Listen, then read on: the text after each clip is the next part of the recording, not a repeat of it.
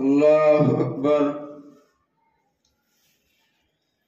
الحمد لله رب العالمين الرحمن الرحيم مالك يوم الدين. إياك نعبد وإياك نستعين. اهدنا الصراط المستقيم صراط الذين أنعمت عليهم غير المغضوب عليهم ولا الضالين.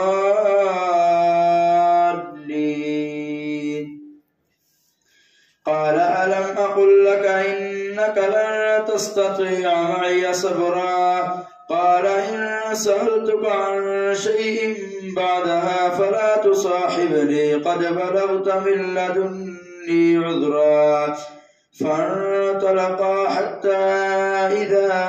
أتيا أهل قرية استطعما أهلها فأبوا أن يضيفوهما فوجدا فيها جدارا يريد أن ينقض فأقامه. قال لو شئت لاتخذت عليه أجرا. قال هذا فراق بيني وبينك سأنبئك بتأويل ما لم تستطع عليه صبرا. أما السفينة فكانت لمساكين يعملون في البحر فأردت أن أعيبها وكان وراءهم ملك يأخذ كل سفينة غصبا. وأما الغلام فكان أبواه مؤمنين فخشينا أن يرهقهما طغيانا وكفرا. فأردنا أن يبدلهما ربهما خيرا منه زكاة وأقرب رحما. وأما الجدار فكان لغلامين يتيمين في المدينة وكان تحته كنز لهما وكان أبوهما صالحا. فأراد ربك أن يبلغا أشدهما ويستخرجا كنزهما رحمة من ربك وما فعلته عن أمري ذلك تأويل ما لم تستطع عليه صبرا. ويسألونك عن ذي القرنين قل سأتلو عليكم منه ذكرا. إنا مكنا له في الأرض وآتيناه من كل شيء سببا. فأتبع سببا حتى إذا بلغ مغرب الشمس وجدها تغرب في عين حمئة ووجد عندها قوما. قلنا يا ذا القرنين إما أن تعذب وإما أن تتخذ فيهم حسنا.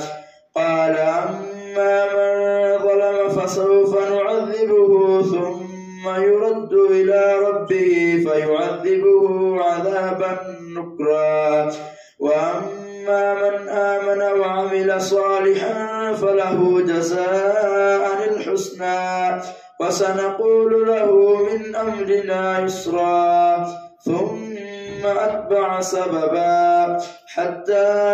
إذا بلغ مطلع الشمس وجدها تطلع على قوم لم نجعل لهم من دونها سترا. كذلك وقد أحطنا بما لديه خبرا. ثم أتبع سببا حتى إذا بلغ بين السدين وجد من دونهما قوما لا يكادون يفقهون قولا. قالوا يا ذا القرنين إن يأجوج ومأجوج مفسدون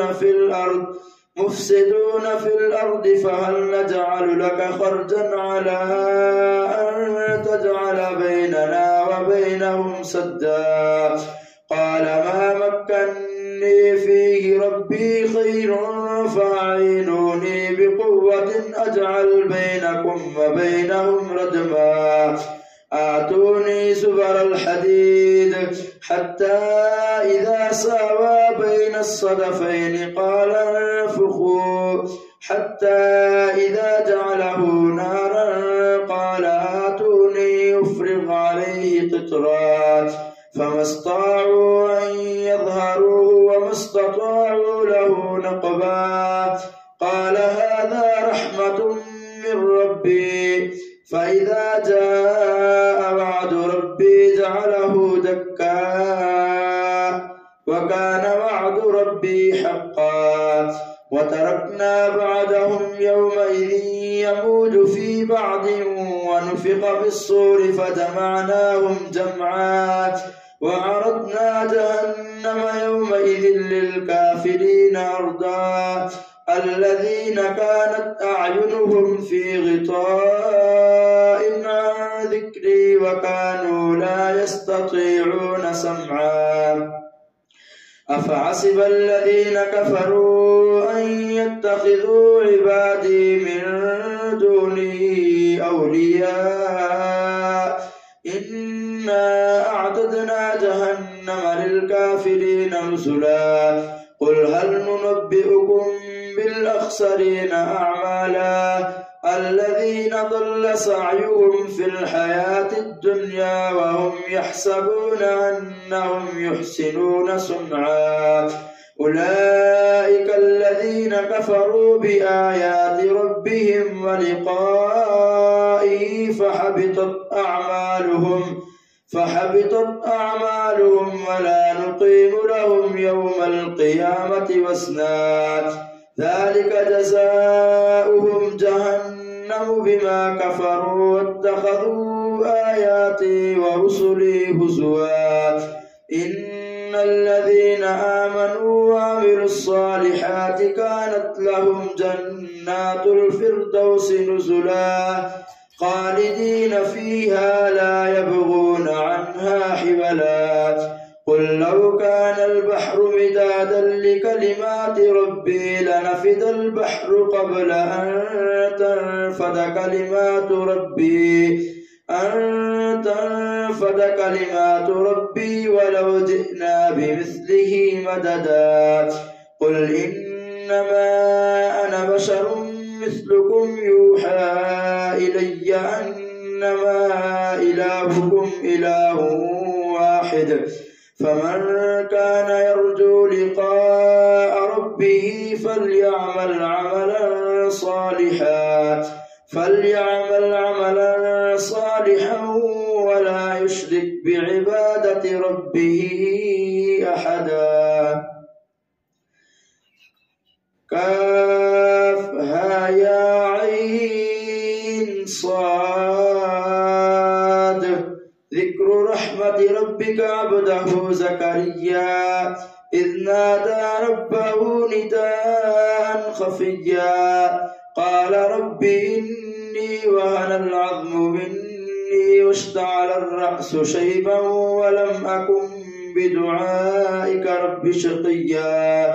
وإني خفت الموالي من ورائي وكانت امرأتي عاقرا فهب لي من لدنك وليا يرثني ويرث من آل يعقوب واجعله ربي رضيا يا زكريا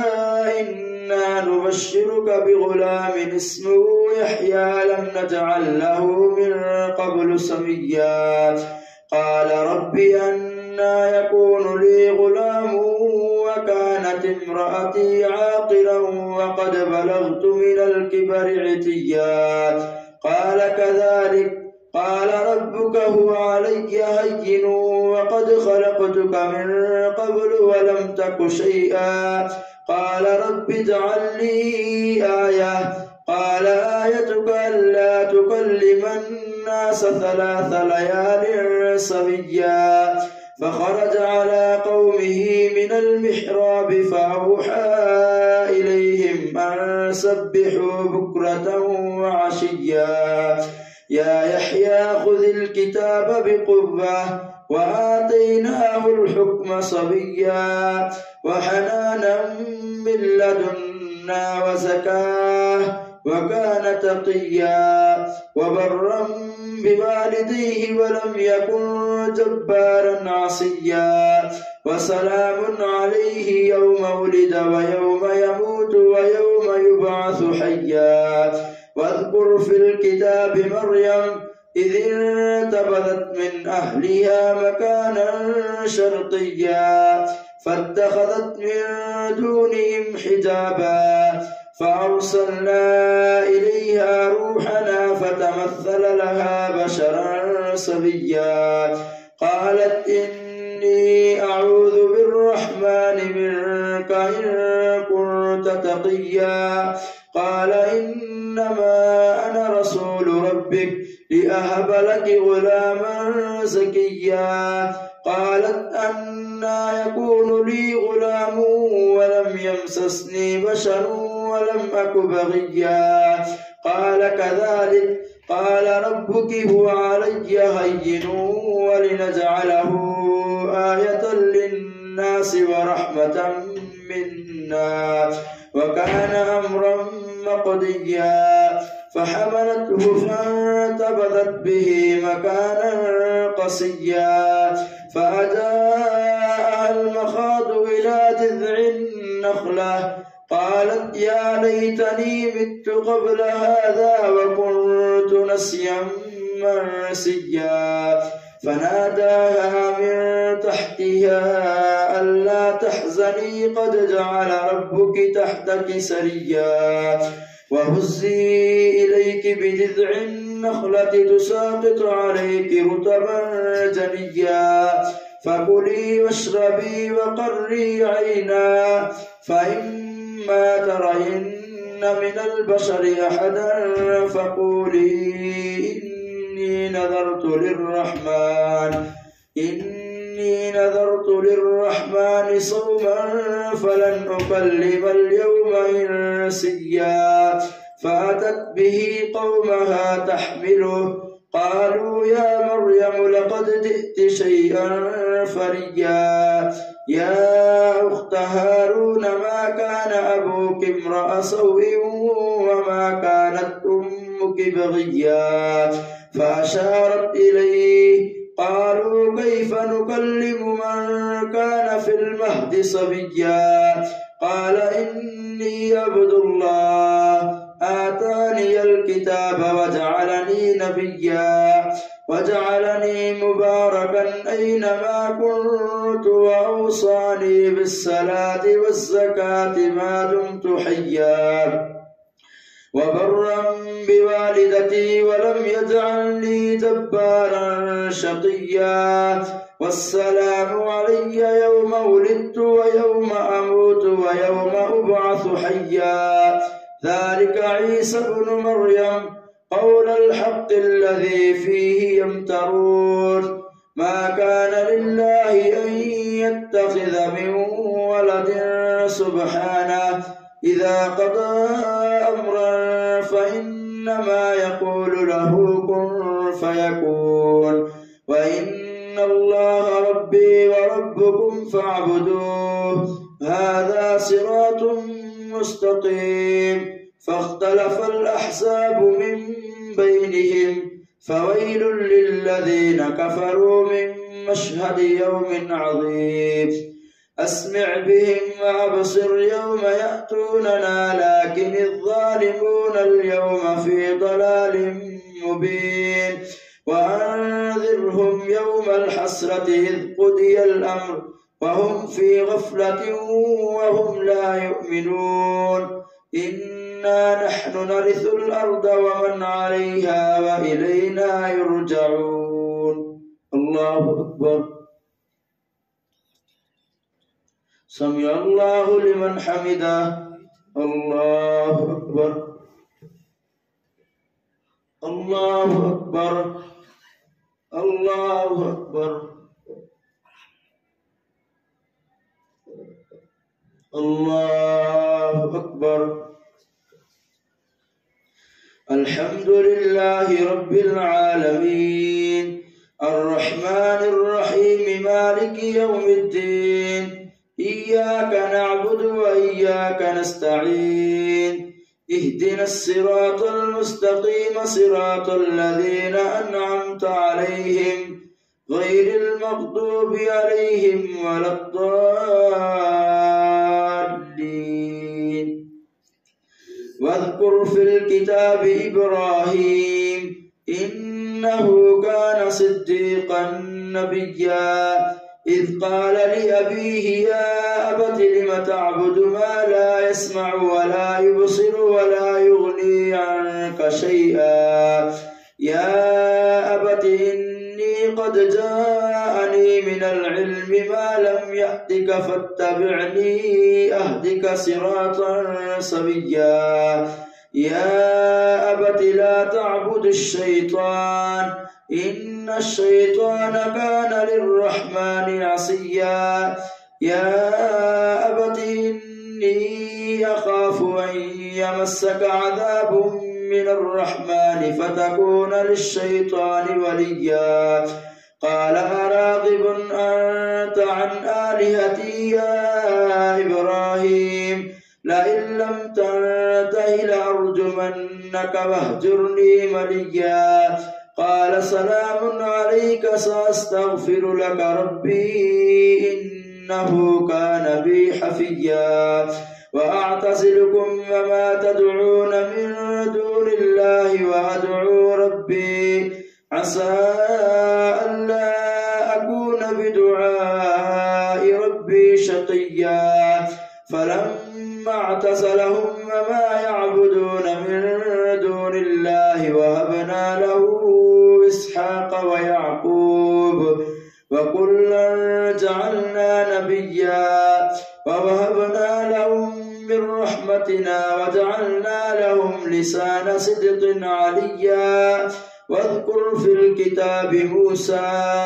إنه كان مخلصا وكان رسولا نبيا وناديناه من جانب الطور الأيمن وقربناه نديا ووهبنا له من رحمتنا أخاه هارون نبيا واذكر في الكتاب إسماعيل إنه كان صادق الوعد وكان رسولا نبيا وكان يأمر أهله بالصلاة والزكاة وكان عند ربه مرضيا واذكر في الكتاب إدريس إنه كان صديقا نبيا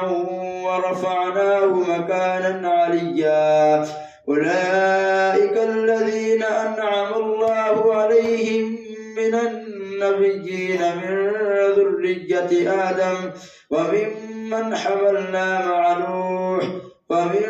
ذرية إبراهيم وإسرائيل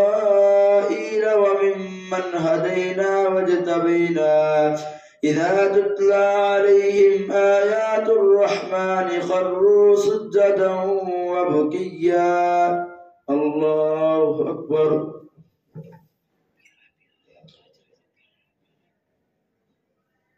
الله أكبر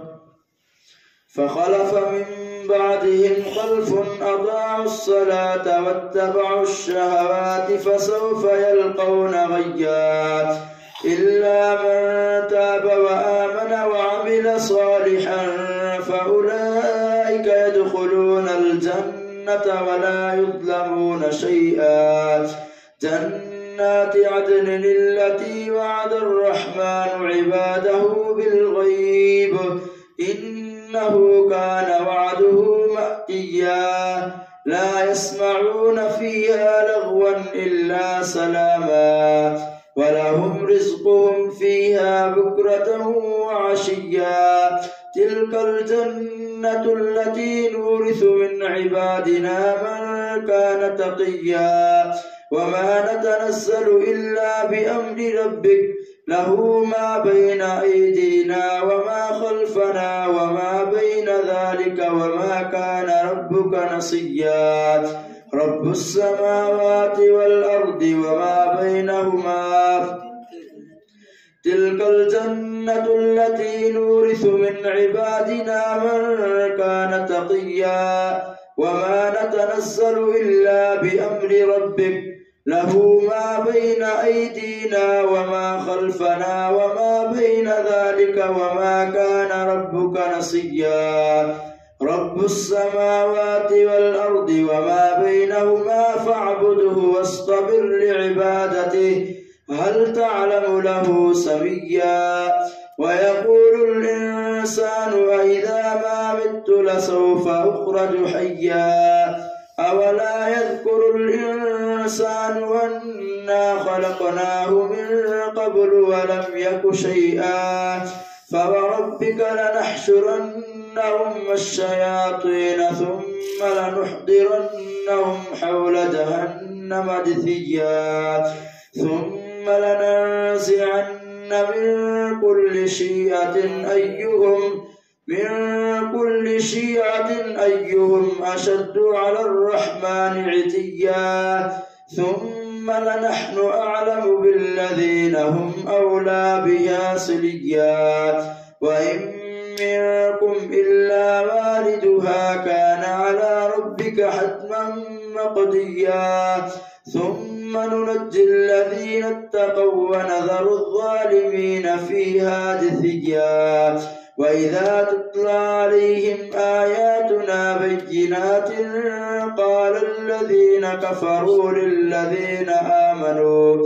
قال الذين كفروا للذين آمنوا أي الفريقين خير مقاما وأحسن نديا وكم أهلكنا قبلهم من قرن هم أحسن أثاثا ورئيا قل من كان في الضلالة فليمدد له الرحمن مدا حتى إذا رأوا ما يوعدون إما العذاب وإما الساعة فسيعلمون من هو شر مكانا وأضعف جندا ويزيد الله الذين اهتدوا هدى والباقيات الصالحات خير عند ربك ثوابا وخير مردا أفرأيت الذي كفر بآياتنا وقال لأوتين مالا وولدا أطلع الغيب أم اتخذ عند الرحمن عهدا كلا سنكتب ما يقول ونمد له من العذاب مدا ونرثه ما يقول ويأتينا فردا واتخذوا من دون الله آلهة ليكونوا لهم عزا كلا سيكفرون بعبادتهم ويكونون عليهم ضدا ألم تر أنا أرسلنا الشياطين على الكافرين تؤزهم أزا فلا تعجل عليهم إنما نعد لهم عدا يوم نحشر المتقين إلى الرحمن وفدا ونسوق المجرمين إلى جهنم وردا لا يملكون الشفاعة إلا من اتخذ عند الرحمن عهدا وقالوا اتخذ الرحمن ولدا لقد جئتم شيئا إدا تكاد السماوات يتفطرن منه وتنشق الأرض وتخر الجبال هدا أن دعوا للرحمن ولدا وما ينبغي للرحمن أن يتخذ ولدا إن كل من في السماوات والأرض إلا آتي الرحمن عبدا لقد أحصاهم وعدهم عدا وكلهم آتيه يوم القيامة فردا إن الذين آمنوا وعملوا الصالحات سيجعل لهم الرحمن ودا فإنما يسرناه بلسانك لتبشر به المتقين وتنذر به قوما لدا وكم أهلكنا قبلهم من قرن هل تحس منهم من أحد أو تسمع لهم ركزا الله أكبر.